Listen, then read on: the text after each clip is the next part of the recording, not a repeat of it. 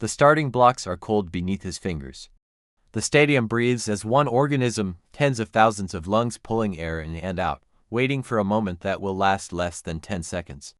In sprinting, there is no time to recover, no room to correct a mistake, no second chance to explain yourself.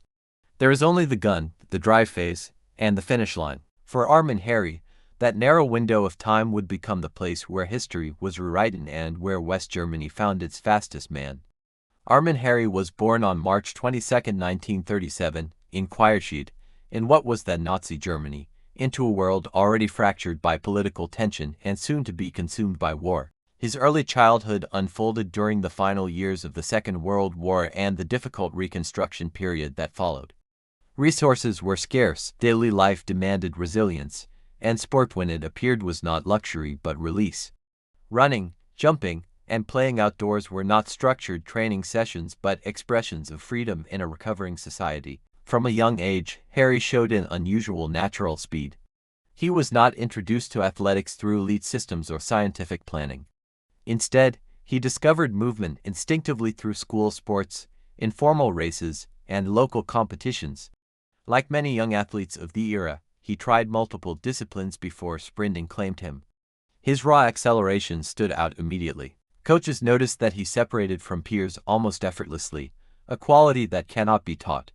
As West Germany rebuilt its sporting institutions in the 1950s, Hary entered a developing athletics system hungry for international credibility. Youth competitions became his proving ground. He advanced quickly, not because of refined technique at first, but because of pure explosive power. Over time, training became more structured. Sprint mechanics, reaction time, and strength conditioning entered his routine. Discipline replaced instinct, and raw speed was sharpened into precision. By the late 1950s, Armin Hary had emerged as the dominant sprinter in West Germany. International competition exposed him to rivals from the United States and Europe, athletes shaped by different systems and philosophies. These encounters hardened his competitive edge. He learned the importance of starts, of holding form under pressure, of maintaining composure when the world narrowed to a straight line of cinder track. In 1960, Hary entered the Rome Olympic Games as a legitimate contender in the 100 meters, an event already rich with mythology and expectation. The Olympic final was not just a race, it was a statement of national identity during the Cold War era.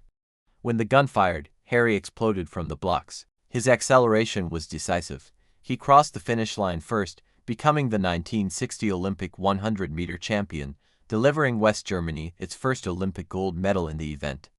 The victory carried immense weight. Hary was not only an Olympic champion but a symbol of resurgence for West German athletics. Shortly after, he etched his name deeper into history by becoming the first man officially recognized to run 100 meters in 10.0 seconds, a milestone that redefined human sprinting potential. Though hand-timed, the performance stood as a psychological barrier broken, altering how sprinters viewed the limits of speed. His career extended beyond Olympic glory. Hary earned European titles and international medals, maintaining elite status during a fiercely competitive era. Sprinting demanded constant refinement, and the physical toll was unforgiving. Injuries and training fatigue challenged his longevity, reminding him that sprinting careers are measured in fractions of seconds and narrow windows of peak form.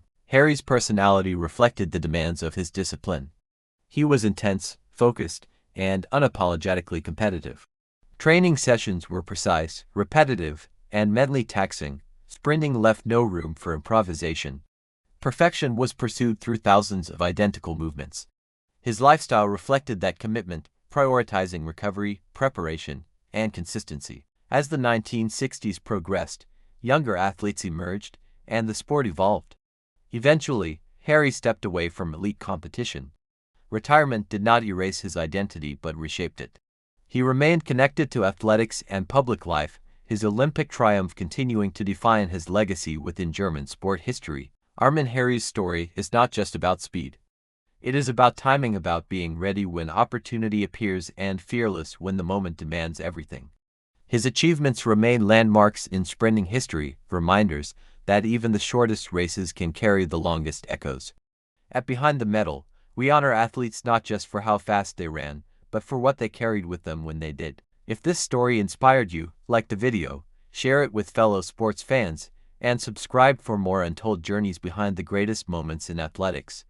This video contains generated images. They are used only for creative illustration and may not represent the athlete's exact appearance.